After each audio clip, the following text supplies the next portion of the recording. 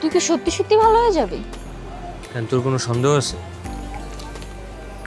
একটু আছে, মানে তোর মতো ছেলে হঠাৎ করে পরিবর্তনটা ঠিক মেনে নিতে পারতেছি না। নির্বাচনের কি অবস্থা রে?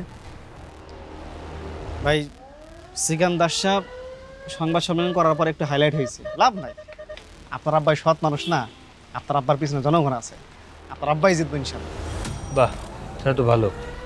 এটা কথা কি ভাই জানেন, সৎ মানুষের পিছনে সবসময় খারাপ লোক লাইগাই থাকে, লাভ নাই তো। জনগণ আছে, আমরা আছে, ইনশাল্লাহ কাকা নির্বাচনে জিতবো। আমি না একটা ডিসিশন লিছি। কি ভাই? এখন থেকে বাবার কথা মতোই চলুক। এলাকার মধ্যে আর কোনো গ্যাঞ্জাম ট্যাঞ্জাম করবো না। এটা বিয়ে শাদী কইরা লাইফটা সেট করে ফেলতে হবে। শিখন ভাই, বিয়ে করবেন? আমি কি বিয়ে শাদী করতে পারি না? পারেন ভাই।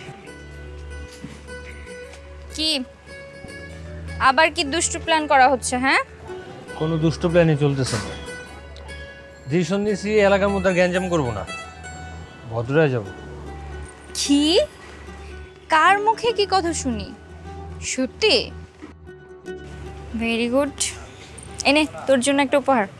এখানে একটা ব্লেজার আছে, এটা পরলে তোকে একদম জেমস বন্ডের মতো লাগবে। এটা তোর নির্বাচনী উপহার।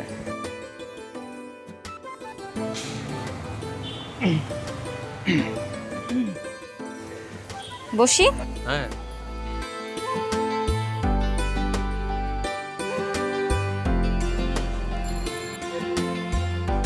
তোর জন্য। কি এটা? তোর মনে নাই ছোটবেলায় তোর একটা রিং আমি পানিতে ফালাই দিছিলাম, ওইটার জন্য। Thank you. আচ্ছা, তুই কি সত্যি সত্যি ভালো হয়ে যাবি? কেন, তোর কোনো সন্দেহ আছে? একটু আছে, মানে তোর মতো ছেলে হঠাৎ করে পরিবর্তনটা ঠিক মেনে নিতে পারতেছি না।